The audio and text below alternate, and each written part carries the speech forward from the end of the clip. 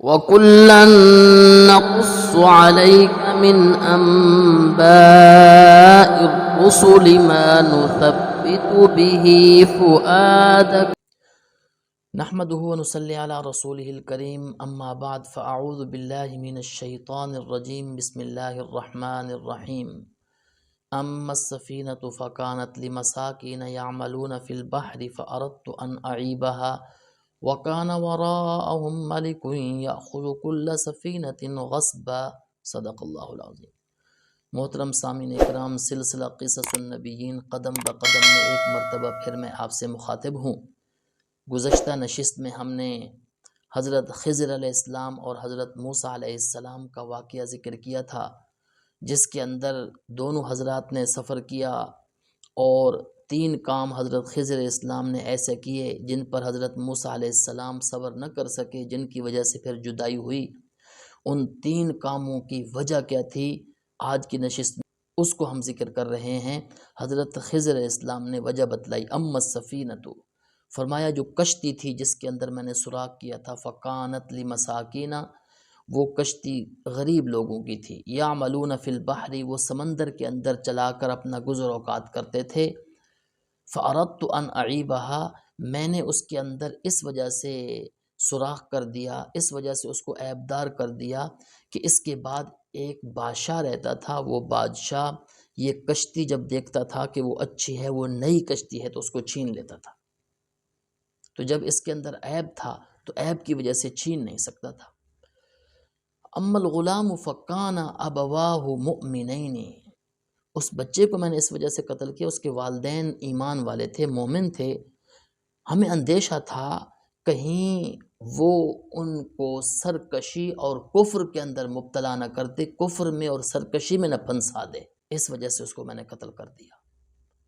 فاردنا ان یبدلہما، خضر علیہ السلام نے فرمایا کہ ہمارا مقصد یہ تھا کہ ان کا رب ان کو اس سے بہتر بچہ عطا فرما دے، جو ان کا رب ان کو اس سے بہتر بچہ عطا فرما دے۔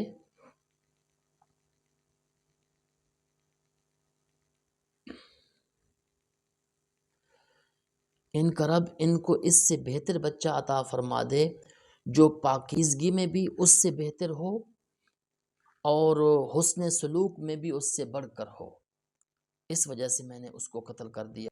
جہاں تک تیسری بات ہے، اما الجدار فکان لغلامین، یہ جو دیوار تھی نا، یہ 2 یتیم بچوں کی تھی۔ شہر کے اندر بچے تھے 2 یتیم، ان کے والد فوت ہو چکے تھے، اور ان کی اس دیوار کے نیچے خزانہ تھا۔ وکان ابوہما صالحا، اور ان کا والد بڑا نیک آدمی تھا۔ فاراد ربک ان یبلغا اشدہما، اللہ تعالیٰ نے یہ چاہا کہ اس خزانے کی حفاظت ہو جائے جب تک یہ بچے بڑے نہیں ہو جاتے۔ جب بڑے ہو جائیں گے یہ اپنا خزانہ نکال دیں گے۔ یہ اللہ تعالیٰ کی طرف سے ان کے اوپر مہربانی اور شفقت تھی۔ وما فعلتہ عن امری، حضرت خضر علیہ السلام نے فرمایا جتنے کام بھی میں نے کیے ہیں میں نے اپنی مرضی سے نہیں کیے۔ ذالک تأویل ما لم تستطع علیہ صبرا، یہ تھی وجہ ان کاموں کی جن پر آپ صبر نہیں کر سکے۔ اب ایک بات یہاں سمجھنے کی یہ ہے کہ جو 3 کام حضرت خضر علیہ السلام نے کیے، کہ حضرت موسیٰ علیہ السلام کو اللہ تعالیٰ نے حضرت خضر علیہ السلام سے جو ملوایا، وہاں ایک اہم حقیقت کا مشاہدہ کرانا تھا۔ اسی حقیقت کو واضح کرنے کے لیے یہ واقعہ اللہ تعالیٰ نے بیان فرمایا۔ اسلامی شریعت کی روح سے کسی کے لیے یہ بات بالکل جائز نہیں ہے کہ وہ کسی کی ملکیت میں تصرف کرے اس کی اجازت کے بغیر، چاہے اس کو اس نقصان کرنے کے اندر، تصرف کرنے کے اندر کوئی فائدہ بھی معلوم ہو رہا ہو، تب بھی وہ اس کی ملکیت میں تصرف نہیں کر سکتا۔ اسی طرح اگر کوئی آدمی کسی کو قتل کرنے کی کوشش کرے اور وہ یہ کہے کہ اس کے اندر اس کا فائدہ ہے، تو اس کو قتل بھی نہیں کر سکتا۔ حتیٰ کہ اگر کسی کو اس بات کا پتہ ہو کہ یہ بچہ چھوٹا ہے، یہ بڑا ہو کر فسادی بنے گا یا فساد برپا کرے گا، تو اس کو قتل کر دینا بہتر ہے، تب بھی اس کے لیے اس کو قتل کرنا جائز نہیں ہے۔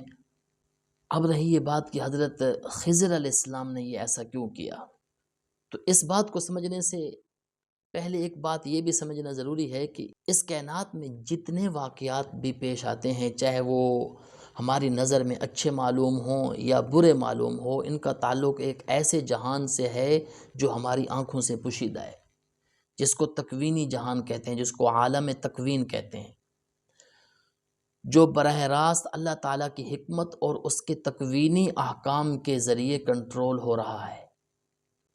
کس شخص کو کتنے عرصے کے لیے زندہ رکھنا ہے، کس کی کب موت آئے گی، کس کو کتنا رزق ملے گا، یہ وہ کام ہیں جو اللہ تعالیٰ کو معلوم ہیں۔ اللہ تعالیٰ نے اپنے کچھ فرشتے ایسے مقرر کیے ہوئے ہیں جن کے ذمے یہ کام لگایا ہوا ہے، اب وہ فرشتے یہ کام کرتے ہیں۔